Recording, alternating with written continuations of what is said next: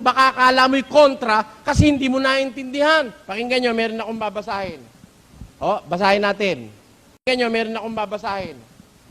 Basahin natin. Huwag mong sagutin. Huwag mong sagutin ang mangmang ng ayon sa kanyang kamangmangan. Baka ikaw man ay maging gaya rin niya. Sagutin mo ang mangmang ayon sa kanyang kamangmangan. Baka siya'y maging pantas sa ganang kanya. Kita nyo, magkasunod na talata, magkaiba Pakiulit. Huwag mong sagutin ang mangmang ng ayon sa kanyang kamangmangan. Baka ikaw man ay maging gaya rin niya. Ayun. Huwag mong sasagutin ng mangmang ayon sa kanyang kamangmangan. Baka maging gaya ka rin niya, maging mangmang ka rin. Tuloy. Sagutin mo ang mangmang ayon sa kanyang kamangmangan. Kita nyo? Pagka nga nabasa mo yan, malulugaw ang utak mo. Biro mo nga naman magkasunod. Sabi doon sa unang instruction, huwag mong sasagutin ng mangmang ayon sa kanyang kamangmangan, baka maging gaya ka rin niya.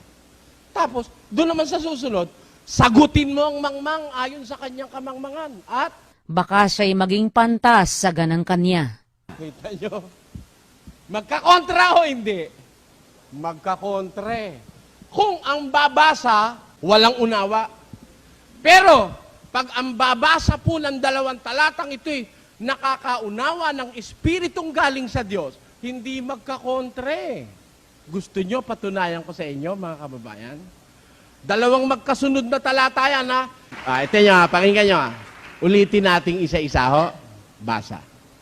Huwag mong sagutin ang mangmang ng ayon sa kanyang kamangmangan. Baka ikaw man ay maging gaya rin niya.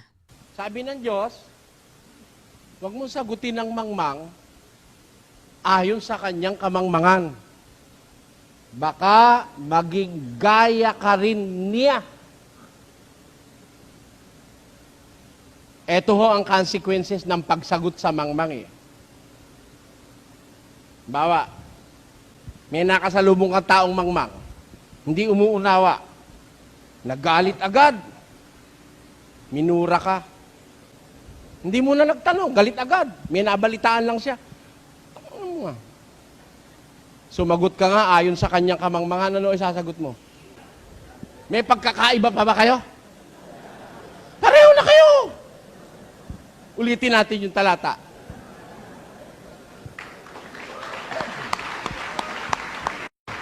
Pakiulit. Huwag mong sagutin ang mangmang ng ayon sa kanyang kamangmangan. Baka ikaw man ay maging gaya rin niya. Tama ang salita ng Diyos o hindi?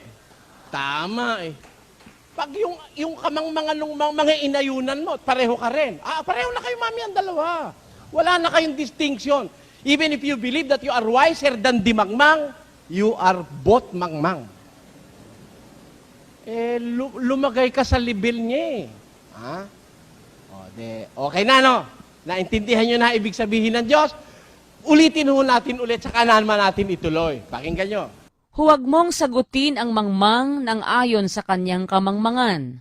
Baka ikaw man ay maging gaya rin niya. Ayun. Pag sumagot ka sa mangmang, yan sinundan mo Sinagot mo siya ayon doon sa kanyang kamangmangan magiging gaya ka rin naman niya. Pantas ka sa palagay mo, ikaw ay maalam, meron kang kalidad. Tapos lumagay ka sa kanyang level, masama mangyayari sa'yo. Pero ang sumunod na talata ay ganito. Sagutin mo ang mangmang ayon sa kanyang kamangmangan. Baka siya'y maging pantas sa ganang kanya. Kita nyo, doon naman sa susunod, sagutin mo ang mangmang ayon sa kanyang kamangmangan. At baka maging pantas siya. Ito naman nagbibigay ng pag-asa na yung mangmang mahango sa kamangmangan. Hindi ikaw ang lalalim sa kanyang level, kundi siya'y hahanguin mo sa level mo. Paano ang gagawin mo sa kanya? Sa pakikitungo mo sa mangmang, pag nakikipag-usap ka, sasagutin mo siya ayon sa kanyang kamangmangan. At unti-unting magiging pantas siya. Paano yon? Pakinggan nyo, Sabi nung isang doktor sa pasyente, o sabi nung pasyente sa doktor, Dok, Masarap ho ang ang ice cream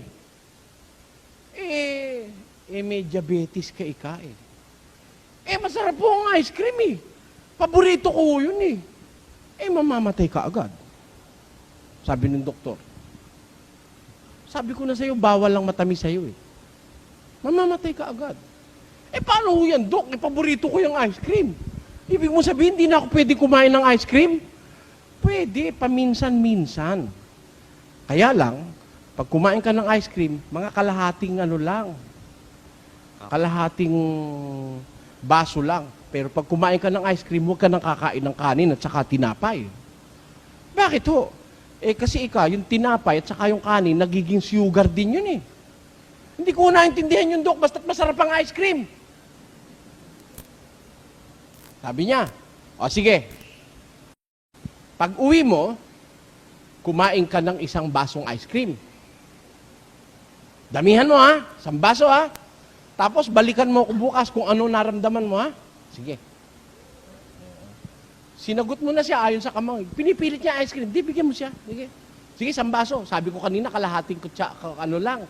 Sige, 1 baso, puno. Kainin mo lahat Sige. Kinabukasan bumalik. Dok, lambot na lambot ho ako, nanginginig ang katawan ko. Nung pagkakain ko ng ice cream, uminom pa ako ng Coke. Talagang lambot na lambot ho ako. Nanginginig ho ang katawan ko. Tapos init na init ako, pawis na pawis ho ako. Lambot na lambot ho ako, Dok. Sabi ko na sa'yo masama sa'yo yung ice cream. Matamis yun, maraming asukal yun binagayan mo yung kamangmangan yan, di niya maintindihan Di niya alam yung glucose, di niya alam yung lactose, di niya alam yung simple sugars, di niya alam yung that carbohydrates is converted into simple sugars, iparamdam mo sa kanya. Ngayon, nanginginig ka pa ba? Nanghihina pa ba ang laman mo? Upo, Dok. Teka, bibigyan kita ng inumin mo. Diyan ka kalahating oras, huwag ka alis ano, pakiramdam mo?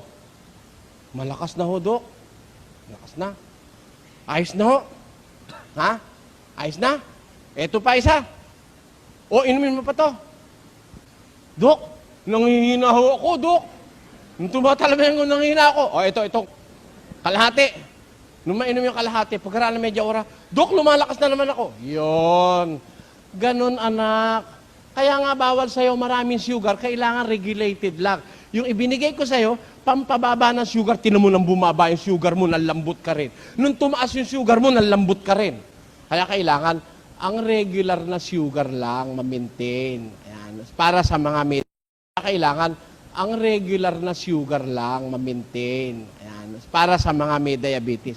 Yung hindi nakakaintindi ng medisina, nung maramdaman niya yung sinasabi ng doktor, naniwala siya. Hindi ka na mahihirapang magpapaliwanag na kailangan ng insulin ganon, ganito. Hindi na. Yung naramdaman niya, matututo na yun Kaya sa susunod, inaalok ng ice cream.